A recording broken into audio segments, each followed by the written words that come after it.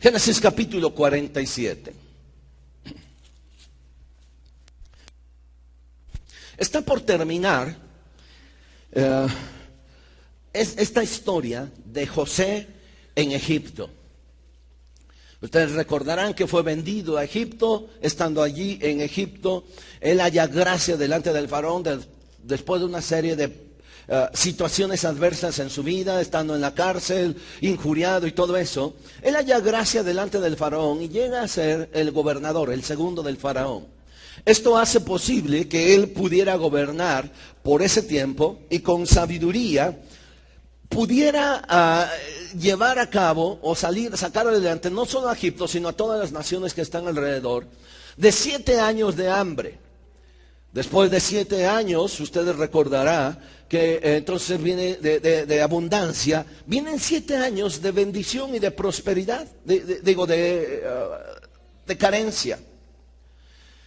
Y en ese tiempo, estando José en Egipto, vienen sus hermanos, los que le habían vendido a Egipto, y vienen en busca de provisiones enviados por su padre, por Jacob. Recuerda la historia en donde primero José los reconoce, pero José no se descubre ante él quién era, sino que trata un momentito de hacerles pasar un tiempo de prueba. Finalmente, nosotros vemos que José se descubre y dice: yo soy José, al quien ustedes vendieron. Entonces, toma la decisión de ya no solamente enviar provisiones a Canaán, donde estaba su padre y el resto de la familia, sino toman la decisión juntamente con el faraón de hacer venir a todo el pueblo de Israel de Canaán hacia Egipto. Y ahí viene toda esa nación, viene toda la familia, vienen las 11 tribus de Israel, 12 tribus de Israel, y ahí vienen en el desierto. Y entre ellos viene Jacob, viene el padre de José. Y cuando viene, sale al encuentro José, y José abraza a su padre y llora largamente, y su padre también. Hay un tiempo de cariño, de expresión, y entonces lo lleva José a su padre, a Jacob, un anciano. En ese tiempo tenía 130 años, y lo lleva a presentar al faraón. Cuando llega ante el faraón le hace una pregunta. Por favor, quiero que vea conmigo en el capítulo 47. Y nada más para que se ubique en el contexto, versículo 3. Si no tiene Biblia, aunque lo va a ver aquí, ojalá pudiera alguien prestarle su Biblia. Y Faraón dijo a sus hermanos: ¿cuál es vuestro oficio? Y ellos respondieron a Faraón: pastores de ovejas son tus siervos, así nosotros como vuestros padres. Dijeron además a Faraón: para morar en esta tierra hemos venido, porque no hay pasto para las ovejas de tus siervos, pues el hambre es grave en toda la tierra de Canaán. Por tanto, te rogamos ahora que permitas que habiten tus siervos en la tierra de Gosén. Entonces habló a José diciendo: tu padre y tus hermanos han venido a ti. Versículo 6. La tierra de Egipto delante de ti está. En lo mejor de la tierra haz habitar a tu padre y a tus hermanos, y habiten en la tierra de Gosén. Y si entiendes que hay entre ellos hombres capaces, ponlos por mayorales de ganado mío. También José introdujo a Jacob su padre y lo presentó delante de Faraón, y Jacob bendijo a Faraón. Y dijo Faraón a Jacob, y aquí viene lo que quiero que usted me siga. Y dijo el Faraón a Jacob: ¿cuántos son los años de tu vida? Y Jacob le respondió a Faraón: los días de los años de mi peregrinación son 130 años. Pocos y malos han sido los días de los años de mi vida, y no han llegado a los días de los años de la vida de mis padres en los días de su peregrinación. La mala. Este es un versículo que tiene que hacernos reflexionar un poquitito acerca de la vida que estamos viviendo en este momento. Porque de acuerdo a lo que nosotros estemos viviendo hoy, en este tiempo, nosotros vamos a terminar bien o mal. Cuando viene Jacob, se le presenta al faraón.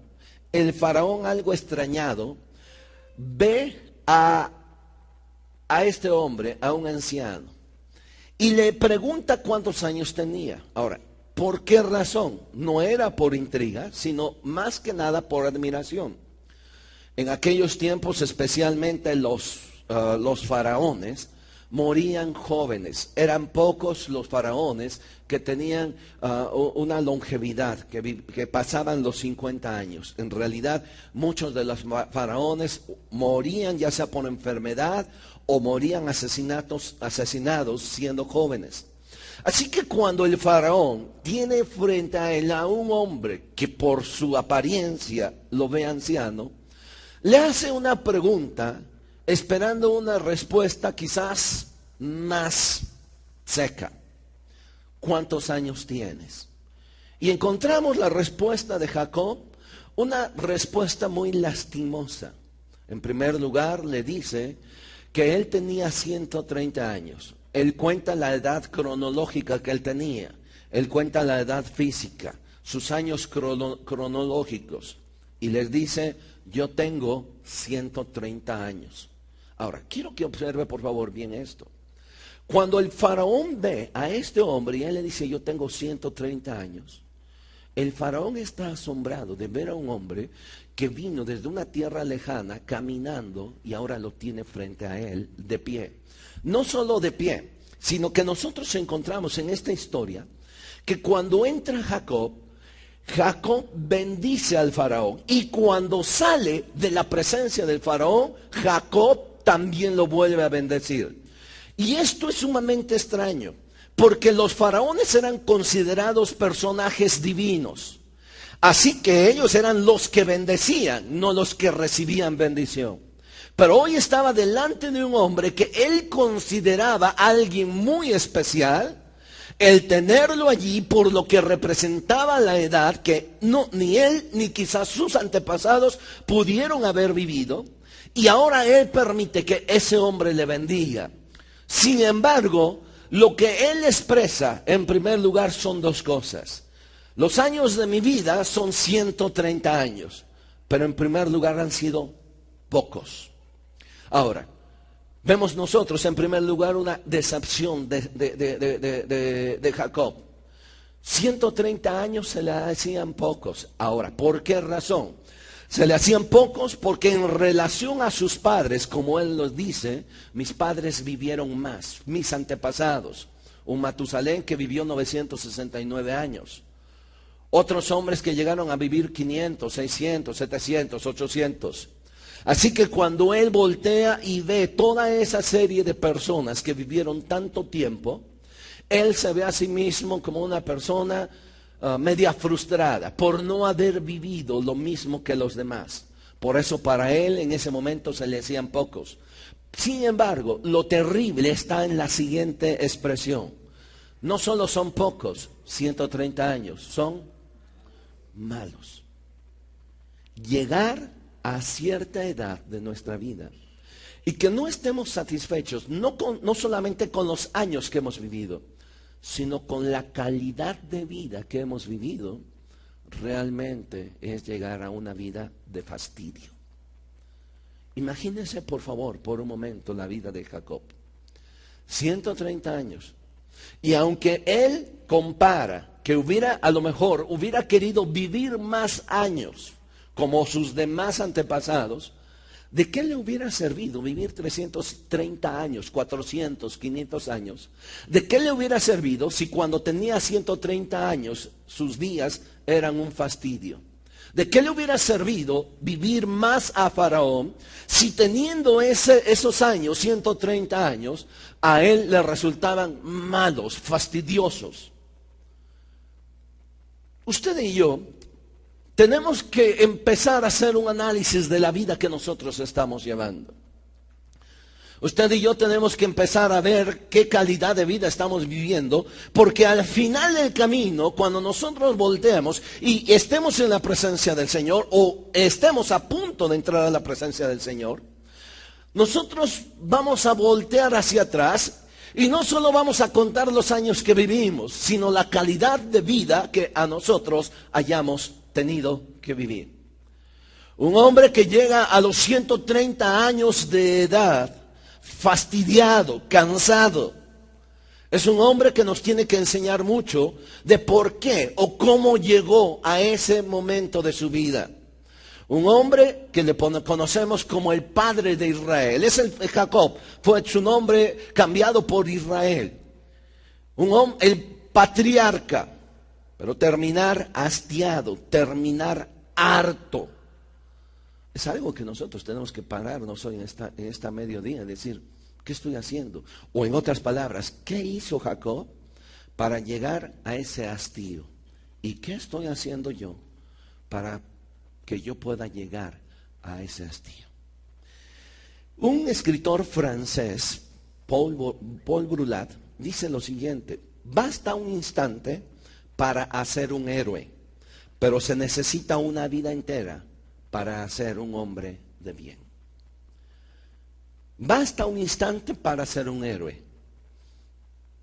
estar en el lugar, en el tiempo indicado, y en un momento soy héroe, pero toda una vida para ser un hombre de bien.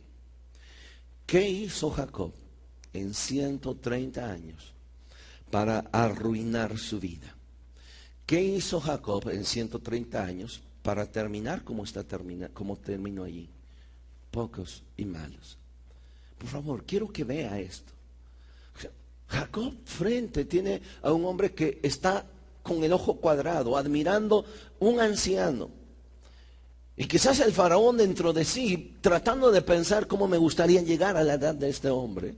Pero viéndolo de aquel lado, ese hombre, su vida ha sido un fastidio, su vida ha sido un hartazgo, su vida no ha valido la pena. Y aunque hubiera querido vivir más años, o sea, imagínense, si 130 años se le hacían malos, si hubiera vivido 300 años, pues se ahorca. O sea, no puede vivir. ¿Alguna vez ustedes han visto esas series de inmortales? Que ya viven 300, 400 años. ¿Sí han notado algo característico con esas series de inmortales? Que están hartos de vivir y quisieran ser humanos para morir, porque a lo largo de su vida dejaron una mujer que amaron, un hombre que amaron, y pues ellos envejecieron y ellos no, y ellos siguieron siendo eternos. ¿De qué nos serviría a nosotros terminar muchos años o tener muchos años si la calidad de vida que estamos viviendo hoy nos está llevando a un fastidio? Quiero mencionarles dos maneras de fastidiar su vida. Dos maneras para terminar como Jacob. Apúntelas allí si usted quiera. Ahora, dentro de esas dos, antes de esas dos, hay una que es bien importante. Viva una actitud de queja. Quéjese por todo, de todo y contra todo. Porque llueve, porque no llueve, porque le hablan, porque no lo hablan, porque le saludan, porque no lo saludan, o sea, quéjese de todo, viva esa actitud de queja. La Biblia dice que el corazón alegre constituye un buen remedio, mas el espíritu triste seca los huesos. El apóstol Pablo decía, teniendo techo, sustento y abrigo, estemos contentos. No habla de conformismo, sino habla de contentamiento. Así que, primero, empiece desde hoy a quejarse de todos, contra todos. Quéjese de que no está muy acoginada la silla. Quéjese de que afuera hay mucho sol. Quéjese de que mañana tiene que ir al trabajo. Quéjese del jefe. Quéjese de todo. Y va a terminar así, o peor. Y no necesitamos terminar así, nada más nuestra cara a veces lo refleja, ¿no? ¿Ha conocido a esas personas que aún si usted le pone un limón, el limón se arruga? O sea, de esos que aguas, o sea, todo está mal, el pitufo gruñón, ¿verdad? Ahora, le vuelvo a repetir, anote estas dos cosas. ¿Cómo fastidiar su vida? La primera, viva haciendo honor a su naturaleza. Si usted quiere terminar como Jacob, haga lo mismo que Jacob. Viva haciendo honor a su naturaleza. Jacob significa suplantador o el que engaña. Y a lo largo de la vida, es más, desde que iba naciendo, desde que estaba en el vientre de su madre, era gandalla. Así, o sea, porque eso es lo que significa ya en mexicano. Cuando estaba en el vientre y en ese momento estaba peleando con su hermano. Y cuando salió el primero, que salió Esaú, detrás de él le viene pescando el pie al otro. Y tú no te suelto, man. Y lo trae allí.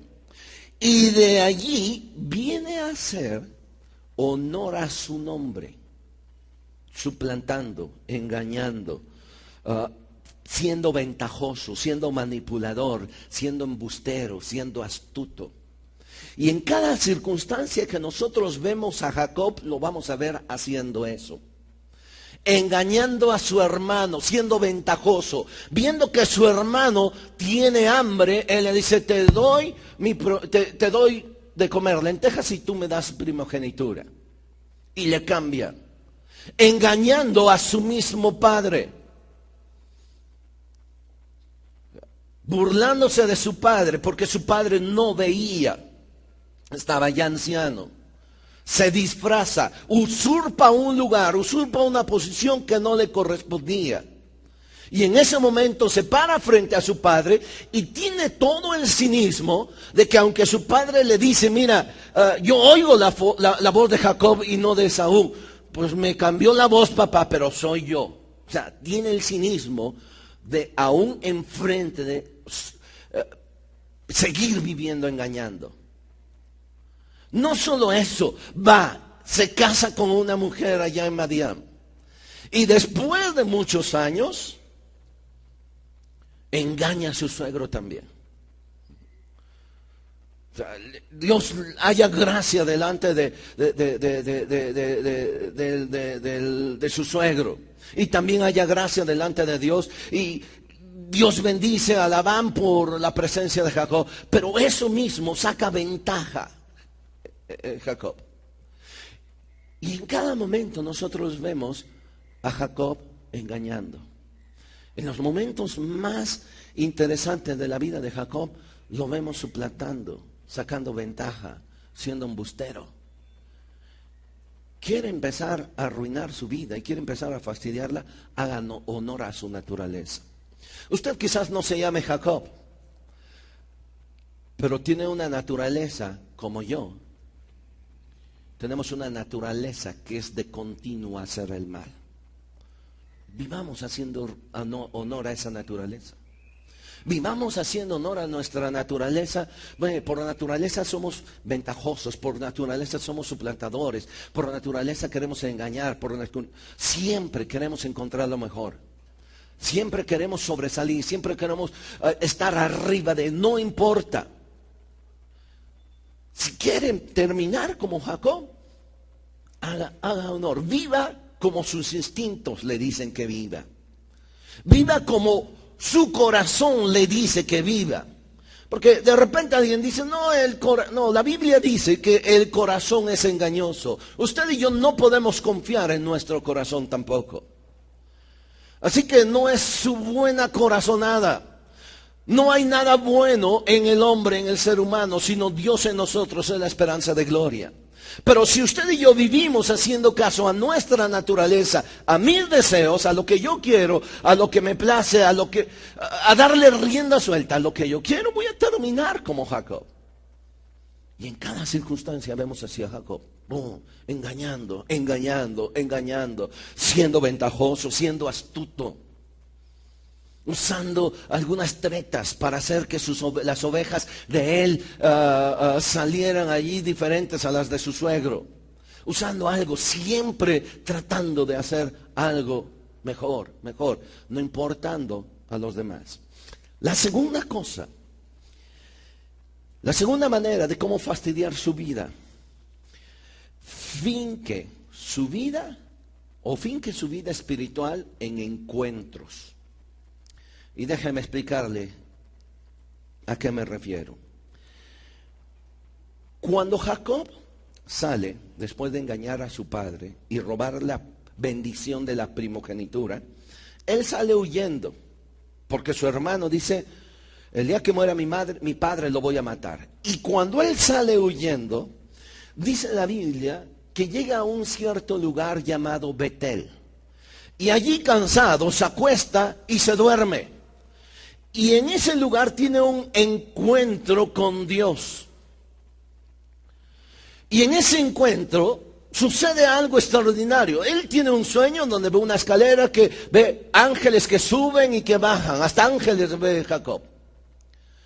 Y en ese momento él sabe que ese lugar es un lugar muy especial.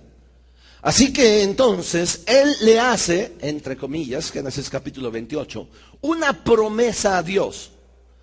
Y le dice, Dios, si tú vas conmigo en todo este caminar y tú me cuidas y me vuelves a regresar, tú vas a ser mi Dios. Y luego le dice, y el diezmo lo apartaré para ti. Ahora, después de Génesis 28, no vuelve a aparecer Jacob teniendo una relación con Dios, sino hasta el capítulo 32, en donde tiene otro encuentro. ¿Sabe cuánto media de tiempo? Del 28 al 32, 20 años. 20 años le duró su encuentro. Hasta 20 años después vuelve a encontrarse con Dios. Y así lo vemos a Jacob. Después de eso lo vemos otro tiempo, se le olvida. O sea, mire, en 20 años, o sea, él tiene, Señor, si tú me bendices, si tú me ayudas, tú vas a ser mi Dios y el diezmo lo voy a apartar para ti. Dios lo levanta, le fortalece y lo va. Y se le olvida eso. Mire, nada más usted, búsqueme. Se le olvidó hasta a quién le iba a entregar los diezmos. Búsqueme y a ver si me encuentra a quién le dio los diezmos Jacob. ¿Quién sabe? Pero él le prometió, si tú vas conmigo, mira, hasta el diezmo te doy, Diosito. Y si usted vea, dígame a quién le dio, se le olvidó. 20 años. 20 años, y mire, en 20 años él estuvo re feliz, se olvidó de Dios. Estuvo re feliz porque se casa trabaja 7 años con una mujer, por una mujer. Un día, cuando ya se casa, y como en el Medio Oriente nada más le veían los ojos, se mete a la tienda y ahí están allí orando, se meten en ayuno y en oración. Y cuando sale, él descubre que no era por la que él había trabajado 7 años. Y dice, no es posible. Y va y le reclama al suegro, le dice, oye, ¿qué pasó? No quedamos en... Pues sí, pero esa no es nuestra costumbre. Pero hay una cosa, mira, si usted engaña, va a ser engañado, eso seguro. Lo que el hombre sembrare, eso va a cosechar. Y entonces le dice a Labán, pues si quieres te doy otra mujer, pero trabájame otros 7 años. Está bien. Y se la pasa 7 años. Y después de eso, entre las dos empiezan a tener pleititos, porque una era estéril y la otra no. Y entonces, una le da hijos y la otra no, y de repente una dice, no, Sina, como yo no te puedo dar hijos, ¿qué te parece? Mira, está mi sierva, pues vénganos tu reino. Y la toma, y en todos esos años, se olvida de Dios. Se olvida de ese encuentro que tuvo en Betel con Dios. Ahora, es bueno porque es bueno lo que le pasó allí, porque eso marcó su vida. Pero el problema de muchos de nosotros es que vivimos solamente de encuentros, en el sentido de que aquí me encontré con Dios y necesito otro en 20 años. Pero ¿en qué pasa de aquí a acá? Pues sencillamente me olvido. Hay cristianos que viven, como el apóstol Pablo dice, de victoria en victoria. Hay unos que viven de congreso en congreso. O sea, necesitan un congreso para animarse. Y después vienen bien bendecidos. Ahora sí le voy a echar ganas, ¿no? Y terminan y regresan. 2, 3 días les dura su encuentro para regresar otra vez a la misma cosa. Y tienen que esperar otro Betel. Si usted anota, por lo menos son 3 o 4 ocasiones nada más en los que Jacob tiene un encuentro, pero fueron muy espaciados. La segunda forma para fastidiar su vida, viva de momentos nada más, me explico. Me siento muy bien. Usted y yo tenemos que aprender que la vida cristiana es eso, vida. Y cada día, bueno, hay días buenos, hay días malos. Pero nosotros tenemos que aprender a depender de Dios cada día. Y no esperar hasta que llegue otro Betel. Llegó un momento en que Dios tuvo que decirle a Jacob algo. Regrésate a Betel, allí en ese lugar, vuelve a ese lugar, recuerda de dónde has caído. O sea, ¿cuántas veces nosotros tenemos que escuchar el mensaje de regresa a tu primer amor? 1, 2, 3, 4, 5 veces al año, porque se nos olvida. Porque vivimos nada más de momentos, de emociones, de encuentros nada más, en donde nos sentimos muy bien, sí nos sentimos bendecidos, sí nos sentimos fortalecidos, pero de allí tenemos que esperar otro tiempo más. Imagínense por favor, 20 años y se le olvidó Betel. 20 años y se le olvidó Betel. Y Dios tuvo que hacer algo, moverlo, incomodarlo para decir regresa. Y cuando sale de Canaán otra vez, Dios se le aparece, le dice regresa otra vez a Betel. Y allí otra vez, sí Señor, de veras se me había olvidado. Hay cristianos que viven así, que viven nada más de momentos, esperando que haya un congreso de sus buenos, donde venga fulano de tal y decir, mira, le trae una unción bien buena. Hombre, chula, y mira, te avienta y te deja mareado. Vamos, y ahí van todos. Y están hasta el frente. Echamos aunque sea un gallo, pero y termina eso y vienen, ahora sí, le voy a echar ganas. Ahora sí, pastor, si quiere déjeme predicar el domingo. Y ya está. Así vivió Jacob. Así que, ¿quiere fastidiar su vida? 1, viva haciendo honor a su naturaleza. Tranza, trácala, ventajoso, astuto. Haga honor a eso. 2, ¿cómo fastidiar su vida? Finque su vida solo en momentitos. Y olvídese de lo demás. De aquí a acá, siga viviendo su vida. Total, algún día tiene que haber otro Betel. Algún día Dios le va a hablar otra vez. Mientras, siga viviendo. Mientras estaba preparando esto, me vino a la mente la vida de Noé. Cuando Noé se subió al arca, tardaron casi 71 días arriba del arca. O sea, el diluvio fueron 40 días y 40 noches, pero después hasta que bajó el agua, Noé tuvo que permanecer 370 y tantos días, 1 año adentro del arca. ¿Qué tan cómodo es permanecer 1 año dentro del arca? ¿O qué tan cómodo cree que le hubiera sido? El olor. Pues échale los pajaritos, no hay problema, pero un elefante. Ahora limpia del elefante, ¿no? El camello, pues que ya se hizo pipí.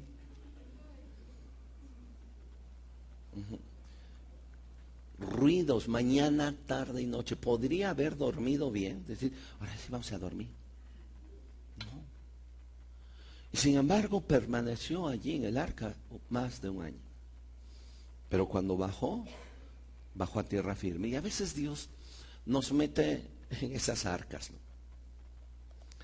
Donde Dios va a tratar con nosotros, con nuestra paciencia, con nuestro tiempo.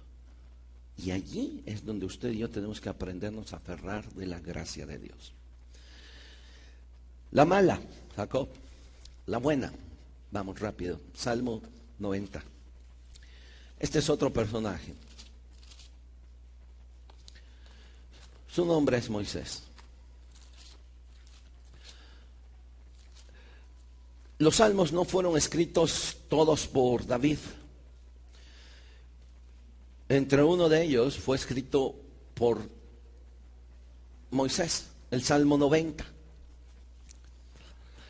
Y miren, lo interesante de este salmo es que al igual, bueno, casi al igual, lo escribe Moisés casi al final de los últimos días de su vida.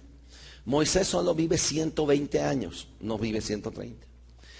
Pero él escribe al final de los últimos días de su vida, y mire qué contraste con las palabras de un hombre que termina fastidiado.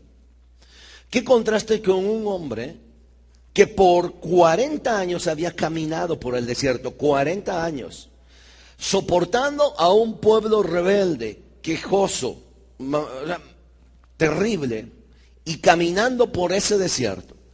Y que aún a esa edad, casi en los últimos días, escriba este salmo y escriba lo que dice. Usted lo lee en casa todo completo, pero vea por favor lo que dice el versículo 12. Esto me habla de un hombre que todavía tiene ánimo y que aún le está diciendo a Dios lo siguiente: enséñanos de tal modo a contar nuestros días que traigamos al corazón sabiduría. ¿Entiende el contraste? ¿Cuántos años tienes? Son 130, pero son pocos y malos. ¿Y tú? Tengo casi 120 y le estoy pidiendo a Dios sabiduría para seguir dándole sentido a mi vida. ¿Me escuchó? 120, casi lo mismo. Y la vida también, o sea, no fue tan fácil la vida de Moisés. Los 80 años de plano se la vivió en el desierto, 40 años cómodo en el palacio, pero el resto, los 80 años, 40 en el desierto trabajando para las ovejas, cuidando las ovejas de su suegro, y después yendo y trayendo a todo el pueblo de Israel. ¿No? O sea, 80 años, días realmente difíciles. Y cuando él escribe este salmo, parece ser que es cuando escribe Deuteronomio capítulo 2. Y cuando escribe este salmo, si usted lo lee, mire, inicia diciendo: Señor, tú nos has sido refugio de generación en generación. O sea, ¿sabe lo que es eso? Un hombre que ha aprendido a confiar en Dios. Un hombre que le ha dado sentido a su vida. Esa es la buena. Un hombre que ha aprendido a despojarse de su yo, de su ego, a no vivir conforme a su naturaleza. Cuando muere Moisés, la Biblia nos dice que no hubo otro hombre más manso que él sobre toda la tierra. Pero la vida de este hombre representa aún los últimos días de su vida pidiéndole a Dios: Señor, enséñame a contar mis días, de tal modo que traiga a mi corazón sabiduría. Me gusta esta versión. Enséñanos a pensar cómo vivir para que nuestra mente se llene de sabiduría. Ahora, pregúntese, casi 120 años. Él no sabía si estaba a punto de morir o no. Pero lo que sí le estaba diciendo a Dios es: Señor, mira, yo tengo 120 años. Si voy a vivir 2, 3, 4, 20 o 100 más, no me importa. Lo que yo quiero hacer es que mi vida tome sentido. Lo que yo quiero hacer es que mi vida sea una vida de sabiduría, que no termine como el otro, hastiado, fastidiado. Yo quiero terminar como Pablo, con gozo. Yo no sé cuántos años voy a vivir, pero mi anhelo y mi deseo cada mañana, y mi esposa lo sabe, yo quiero terminar mi carrera con una característica: con gozo. O sea, yo no sé cuántos, pero yo quiero terminar. Y cada día yo tengo que aprender a decirle: Señor, enséñame a contar mis días. O sea, enséñame a contar mis días de tal modo que traiga a mi corazón sabiduría. Dos pasajes que quiero dejarles, por favor. Efesios capítulo 5, versículo 16.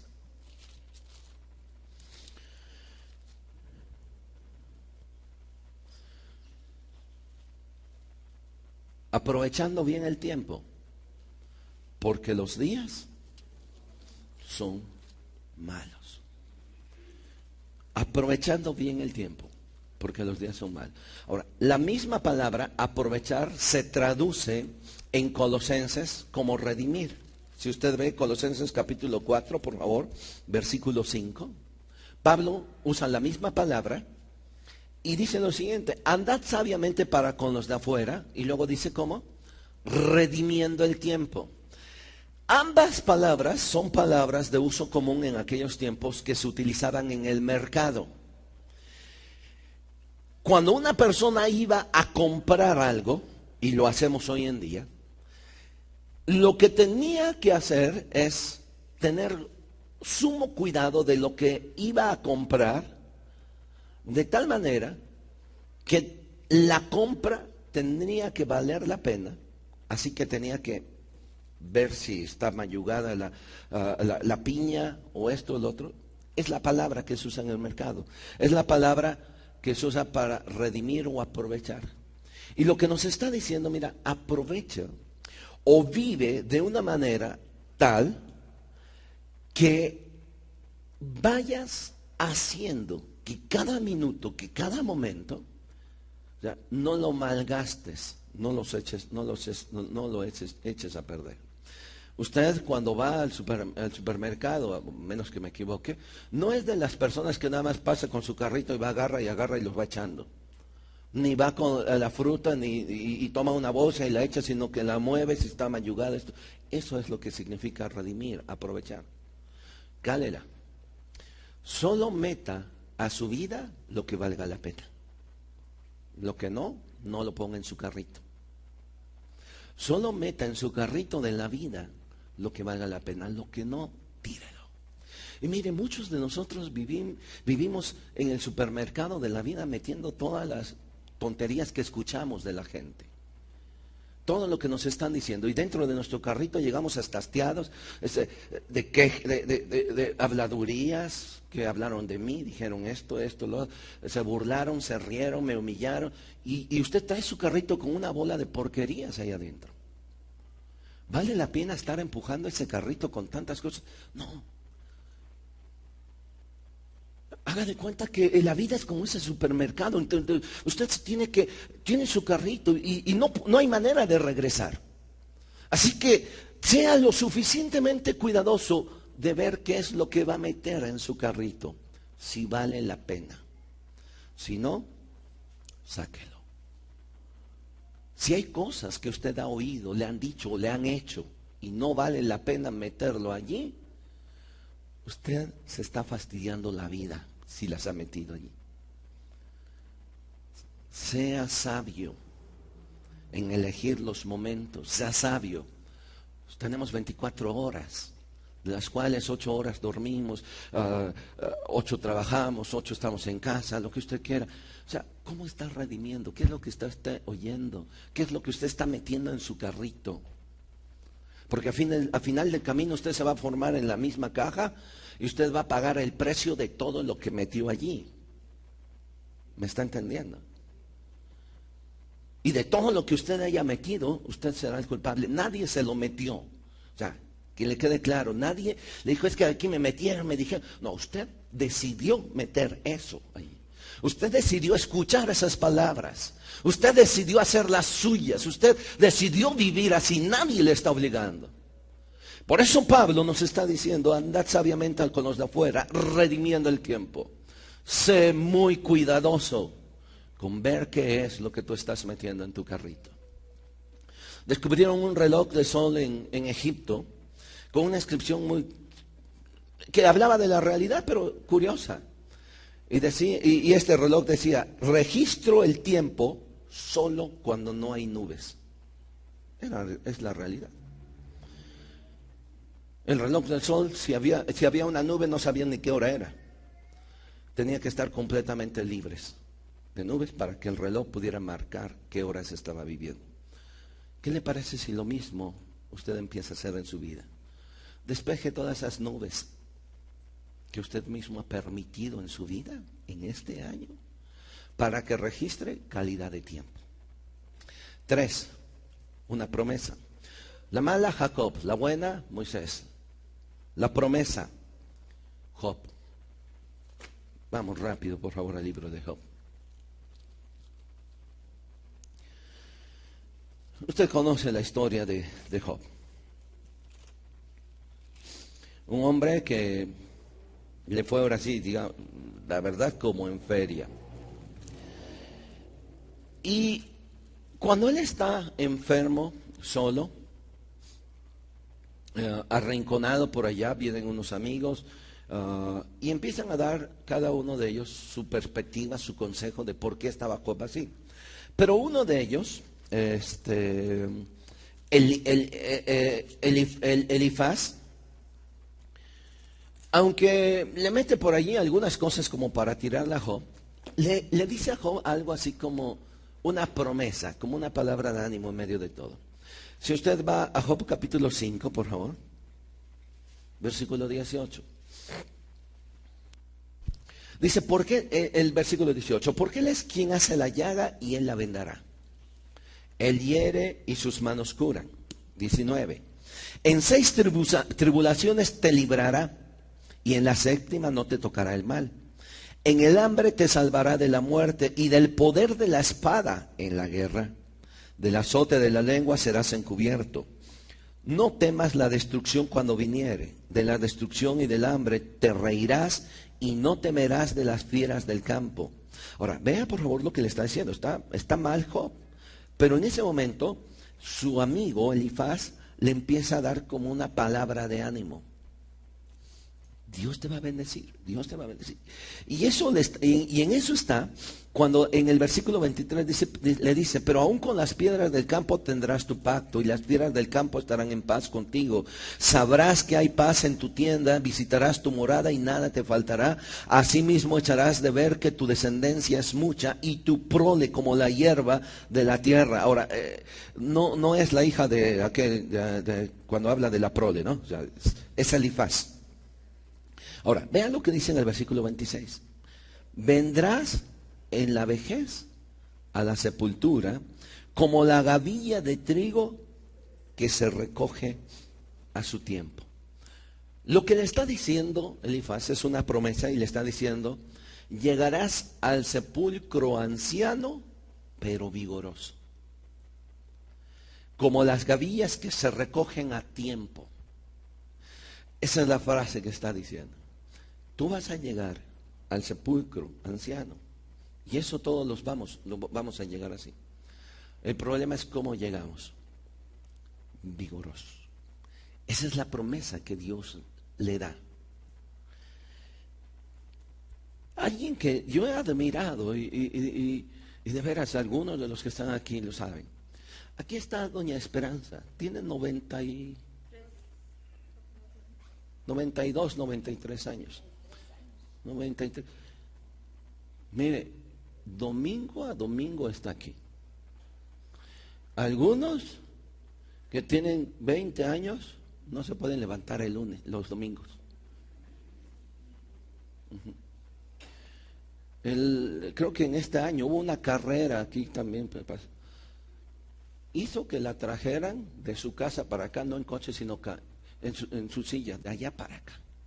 Porque iba a su reunión con Dios. Cuando yo platico con ella, me dice, ¿cómo disfruto estar allí ese tiempito? 92, 93 años. La palabra que le da Elifaz a Job es una palabra de una promesa. Llegarás al sepulcro o llegarás a la vejez anciano, pero vigoroso. Y le dice, así como cuando se recoge del campo la gavilla o la canasta, se trae con fruto, así vas a llegar tú. ¿Qué promesa nosotros tenemos? ¿Cómo queremos llegar? Vamos a repetir, ¿qué contraste es con Jacob, ¿no? ¿Qué contraste es también con Moisés? Y también qué contraste con esta palabra que recibe Job. Tú vas a llegar al sepulcro. ¿Cuántos quisieran llegar a la vejez y vigorosos? Porque hay algunos, y yo lo he escuchado, yo no quiero llegar a ser viejo, porque después soy una molestia para todos. Ya después esto.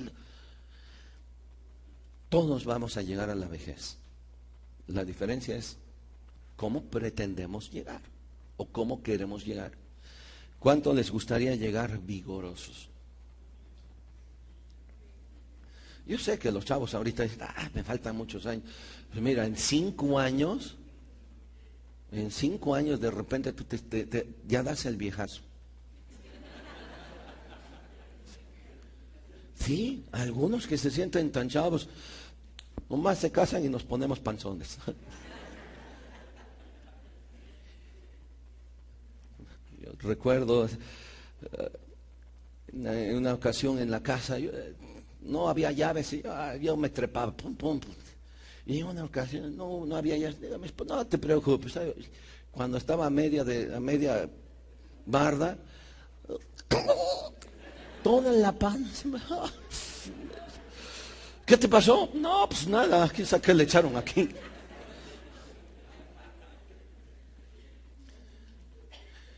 Llegarás al sepulcro o llegarás a la vejez, pero vigoroso.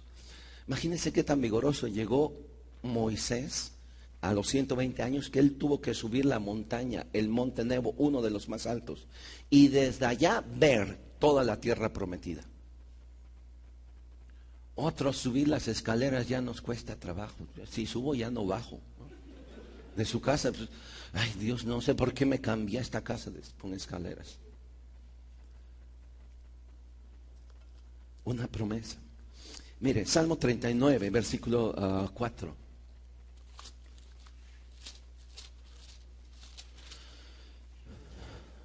David hace una oración y le pide a Dios algo. Hazme saber, oh Jehová, mi fin, y cuánta sea la medida de mis días, y sepa cuán frágil soy. O sea, Señor, hazme saber, hazme vivir. Si yo no sé cuánto voy a vivir, quiero vivirlos bien, Señor. Si usted lee el Salmo 91, otra vez léelo en casa, completo, habla sobre eso, sobre la edad. Sepa la medida de mis días, le dice David. O sea, quiero saber para vivirlos con calidad. Y finalmente, la última, una mala, una buena, una promesa y ahora un compromiso. Ahora, ¿cómo llegar a la vejez vigoroso? ¿Cómo llegar a la vejez como aquel que va al campo después de haber trabajado arduamente, metido todo el fruto en sus gavillas, en su canasta, traer y decir, este es el fruto de mi trabajo? ¿Cómo llegar con esa satisfacción? Hay una forma de hacerlo, haciendo un compromiso de hacer que nuestra vida valga y tome sentido para otros, no solo para nosotros. Salmo 71, por favor.